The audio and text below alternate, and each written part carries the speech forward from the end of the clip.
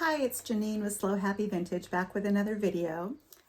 I am a jewelry collector, restorer, and reseller. You can find me at Slow Happy Vintage on eBay. At the end of the video, I will show you what I use the proceeds of my sales for. I'm a part-time seller. I don't do this full-time. It's just a labor of love. It's a hobby, and I just truly enjoy learning and just the adventure of it all. When I started collecting jewelry, I had a lot of questions, and I'm learning that most new collectors have many of the same questions that I have. So I was thinking about doing a series for the new collector or new reseller, depending on which you fall into, which category you fall into. Most people fall into both, because when you tend to collect, you tend to get an abundance of things, and then you kind of refine and sell things as you move along in your journey. So I was wondering about putting out a series of videos that would address the new collector or new reseller on things like terms, like jewelry terms, how to source, what to look for, setting goals, how to display jewelry, how to sell it, the different platforms. I'd love your opinions on what to do. There's an old saying that says, when you see it, you'll know it. And I disagree with that. I think the inverse is true. When you're out looking for things, if you don't have the knowledge in your head of what you're looking for, you're not going to see it. You can look at a whole table full of jewelry, and if you don't know what certain designers are, what certain materials are, you're just going to glance over it like it's nothing. You're going to think it's all costume, not worth any of your trouble. So I like to say, when you know it, you're going to see it. I've learned that in my collecting and reselling journey, the more I learn, the more I notice different things that are out there. I never knew what a plique jour was, and I learned that term, and now I'm starting to see it in places. And I'm like, oh, okay, I learned something new.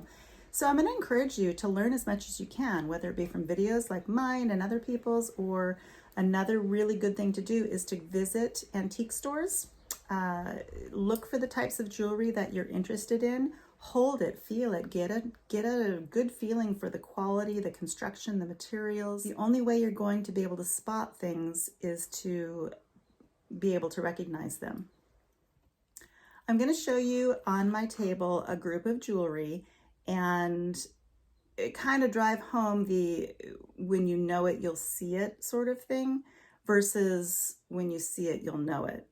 So let's go over to the table and I'll show you. This is a grouping of jewelry that I have collected over the years. And if I were a new collector and I saw these pieces sitting at an estate sale or at an antique store, I would think, wow, those are really pretty, but I wouldn't really know much about them. I wouldn't know how much I should buy them for. I wouldn't know if I could resell them. I'm just looking at it going, wow, they're super pretty.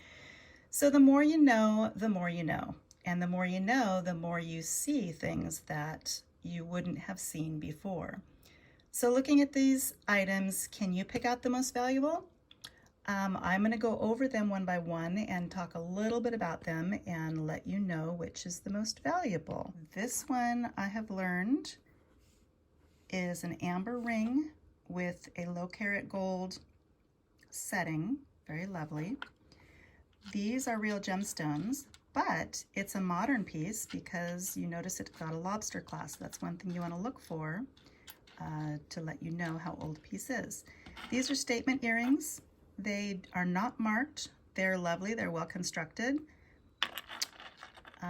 This piece right here is a Hollycraft piece. It is marked Hollycraft. It is absolutely stunning. And then this one right here, these stones, the pointed stones, are called Rivolis, and this is an absolutely gorgeous piece. This is made by Weiss. Construction on it is quite spectacular. These are older. They are, believe it or not, they are made of garnet, and they've got little tiny diamond chips all around the edging. No marking on those. These are Christian Dior, probably circa 1980s. This is a piece of Czech glass from Czechoslovakia, or the Czech Republic. and these right here are marked Trifari. So looking at all of those, my beginner eye would think that, oh gosh, these have got diamonds on it. Those must be the most valuable. Or this is made of gold. This must be the most valuable. Or my goodness, this, I've never seen anything like it. It must be the most valuable. And same with this. Oh wow, this is so spectacular. It must be the most valuable. But believe it or not, out of this whole grouping, the most valuable piece is these little earrings right here. These little Trifari earrings are circa 1953. Now, mind you, these are not diamonds, not rubies, not sapphires, not gold. This is costume jewelry, but it happens to be designed by a very, very famous designer, Alfred Philippe, who was one of the designers for Cartier before he moved over to work with Trifari. His pieces are some of the most sought after pieces, designer pieces out there. And these little costume earrings in today's market would probably sell between, I would say maybe 600 to 900, possibly more. I mean, there's always an ebb and flow on prices for the costume jewelry market, but these, I can truly say they are fairly rare. You can't use the word rare too much in jewelry, but I've only seen one other pair listed anywhere, and I'm pretty happy to own those.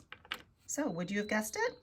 I don't know. But once again, the more you know, the more you're going to know, or the more you're going to see. So which is it for you? Are you a collector? Are you a reseller? Do you aspire to be a little bit of both? That will kind of set the trend for what you look for and where you look for it. As a collector, I'm willing to pay up for certain pieces. But as a reseller, I know there's a limit to what I can spend in order to make a profit on whatever I'm purchasing. Now, even as a collector, I prefer to only spend as much as I know I can get out of the item, if that makes any sense, because eventually tastes change. I may decide I don't want to collect Victorian things anymore, and so I want to sell them. So when I look at an item for sale, I have in my head, well, what is the resale value? What is the true value of this item? And if I decided to sell it, will I at least make my money back on the purchase? And that, trends change. Sometimes things are very popular and command a high price, and it's an ebb and flow, as with any resale market, especially dealing with antiques and vintage items. There's always trends that will change the value from year to year, but that's kind of what I look for. The other thing that I look for, if I'm buying a lot of jewelry, a lot meaning a grouping, not a lot meaning quantity. Well, I guess it could mean both, but I look in there and I see, okay, are there a couple of pieces in that grouping that I'm purchasing that I will be able to recoup my investment with? And then if there are a couple of those pieces that I know the rest of it will just be profit. So that's one thing I also like to look at. So I'd love your insight as what you would like to see. Are there any of the things that I mentioned that really you're struggling with? Are there other areas in this jewelry adventure that you're struggling with? I don't have all the answers. I don't know all the answers, but I know what it's like to be just starting out and the frustration that you face. Do I buy this thing that has some damage? What is this mark that I see on this piece of jewelry? Oh, it's a certain brand. It must be valuable. Not necessarily true. So in the comments, let me know if you're a collector, if you are a reseller, if you're both, and maybe a topic that you'd like me to address. I'll start making a list. Thanks for watching, and until next time, have a wonderful jewelry adventure. So I wanted to introduce you to a couple of the reasons why I sell vintage items on eBay. This is Trigger right here. He's going to give me a kiss. This is Joey.